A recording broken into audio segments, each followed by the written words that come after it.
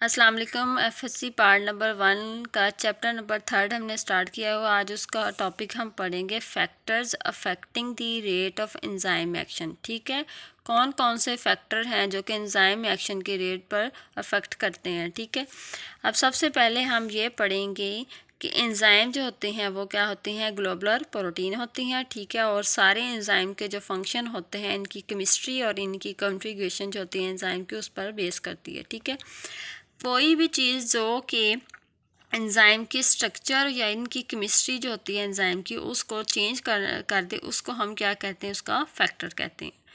अब ये फैक्टर्स जो होते हैं वो पॉजिटिव फैक्टर्स भी होते हैं और नेगेटिव फैक्टर्स भी होते हैं। पॉजिटिव फैक्टर्स वो होते हैं जो कि उसके केमिकल रिएक्शन जो होता है उसको फास्ट कर देते हैं, इंक्रीज़ कर देते हैं। और नेगेटिव फैक्टर्स वो होते हैं जो कि उसके केमिकल रिएक्शन के रेट को डिक्रीज़ कर देते हैं। ठीक है, अब यहाँ पे वन बाय वन हम इनके जो फैक्टर्स हैं उनको हम डिस्कस करेंगे। सबसे पहला फैक्टर जो है वो हम पहले पढ़ेंगे टेम्परेचर।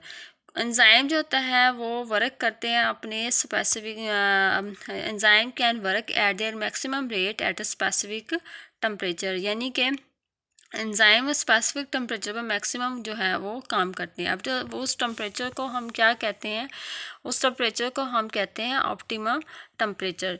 ठीक है, यानी कि एंजाइम जो है अपना मैक्सिमम काम जो है वो मैक्सिमम यानी कि काम करते हैं स्पेसिफिक रेट के ऊपर, स्पेसिफिक टेम्परेचर के ऊपर काम करते हैं और मैक्सिमम वर्क करते हैं। और उस टेम्परेचर को हम क्या कहते हैं, ऑप्टिमम टेम्परेचर कहते हैं। वो कितना है, 37 है।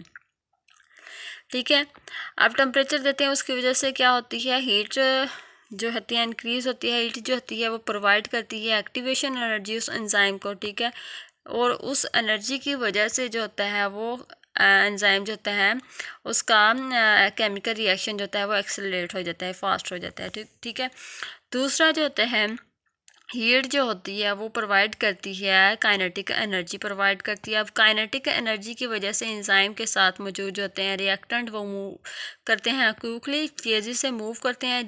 ठीक है, फिर उसके बाद जो रिएक्टेंट हैं वो एंजाइम के साथ जो जुड़े हुए होते हैं वो तेज़ी के साथ जो होते हैं आपस में कोलाइड करेंगे। ठीक है, जिसकी वजह से एंजाइम के जो एटम होते हैं, ठीक है, वो वाइब्रेट करेंगे। ठीक है, अब इनके वाइब्रेट करने की वजह से क्या होगा, वो एंजाइम जो होता है वो डीनेचर हो जाएगा। ठीक है, यानी कि वो लॉस कर देगा उसका ग्लोबुलर स्ट्रक्चर।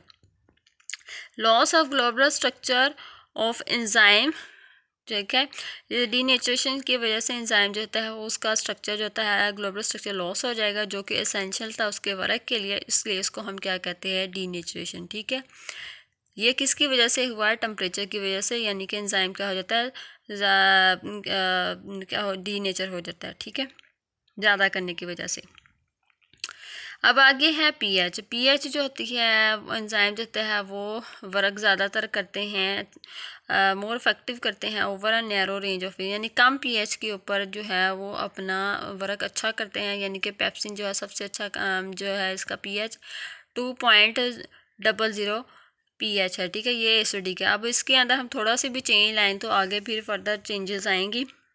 स्लाइटली चेंज अगर हम करेंगे तो फिर क्या होगा, फिर इस आयनाइज हो जाएगा।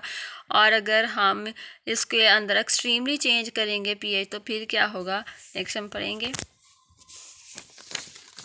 अगर हम स्लाइटली चेंज करेंगे तो फिर से होगा, आयनाइज हो जाएगी एक्टिव साइड एंजाइम की। ठीक है, और उसके बाद हो जाएगा, आयनाइज होने के बाद वो इसको सबस्ट्रेट में आयनाइज कर जाए, इसके बाद इसका सबस्ट्रेट आयनाइज हो जाएगा। ठीक है, तो इस इनके आयनाइज होने की वजह से इसकी जो एंजाइम की एक्टिव साइड जो होती है वो ब्लॉक हो जाती है। वो फिर नेक्स्ट एंजाइम की एक्टिविटी को रिटार्ड कर देती है, क्या करती है, रोक देती है। ठीक है, अगर हम पीएच को बढ़ाते हैं यानी कि थोड़ा सा स्लाइटली चेंज करते हैं, अब अगर हम इसकी पीएच जो होते हैं उसको एक्सट्रीमली चेंज करें तो उससे क्या होगा कि एंजाइम के जो बॉन्ड्स होते हैं वो ब्रेक हो जाएंगे, जो कि एंजाइम का ग्लोबुलर स्ट्रक्चर होता है उसको क्या करते हैं, डिस्ट्रॉय कर देते हैं। ठीक है, ज़्यादा करने से भी नुकसान है और कम करने, बहुत ज़्यादा कम करने से भी नुकसान है। ठीक है,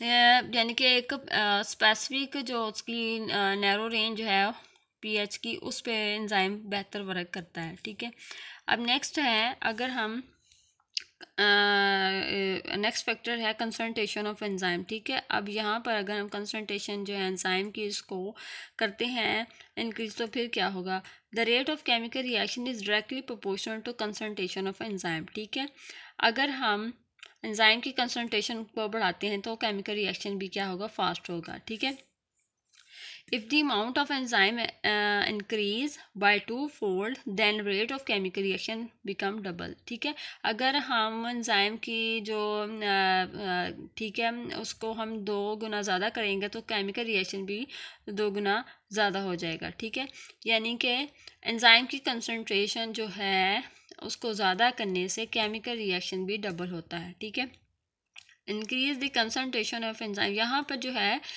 कंसंट्रेशन ऑफ एंजाइम को अगर हम ज़्यादा करते तो यहाँ पर हम सबस्ट्रेट को कांस्टेंट रखेंगे। ठीक है, अब यहाँ भी ये है कि concentration of increase the concentration of enzyme then increase the number of active site.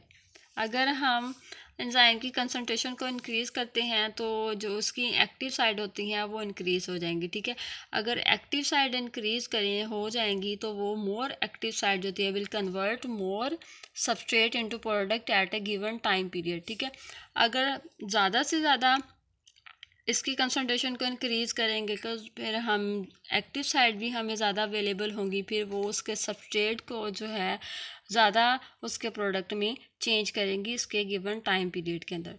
Then next हम ये पढ़ेंगे कि अगर हम सबस्ट्रेट की जो कंसंट्रेशन है उसको हम इंक्रीज करेंगे तो क्या होगा।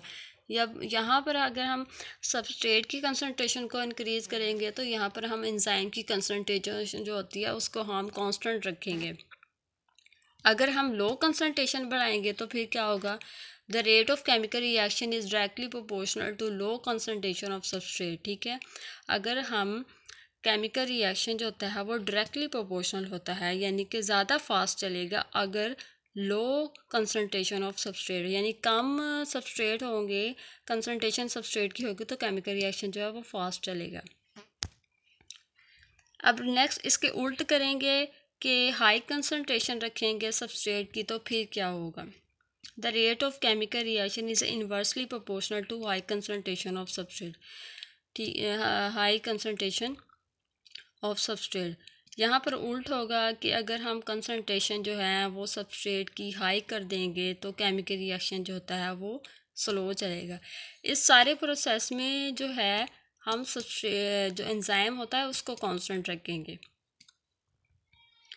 अब ये है कि when further increase the number of substrate do not affect the rate of chemical reaction, जब मज़ीद हम सबस्ट्रेट के नंबर्स को इंक्रीज़ करेंगे तो वो उसके केमिकल रिएक्शन पर इफ़ेक्ट नहीं करेंगे। ठीक है, वजह ये है कि एक्टिव साइड जो होती हैं वो उनको घेरा हुआ होता है सबस्ट्रेट ने, इस वजह से। ठीक है, ये तो हमारा आज का लेक्चर आपको समझ आ गया होगा।